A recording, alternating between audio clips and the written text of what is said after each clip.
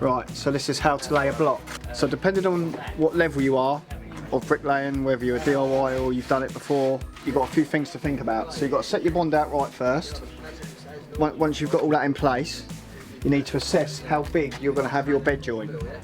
Right, so that's the key to it. So once you've laid your bed for that block, you need to assess in your mind whether you're going to get that block down easy or not. Depending on what material you're going on to, the mortar might suck up a little bit, so you can't get it down as easy. Yep. If you're using concrete blocks, you want to put a bit of a bigger bed so it holds itself in place.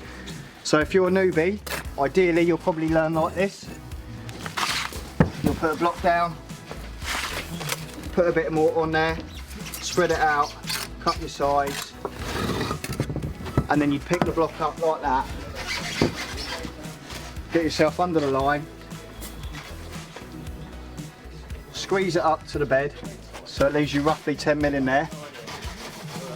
Ideally you'd use a trowel or a hammer, but you just knock it down to the line and that's it there.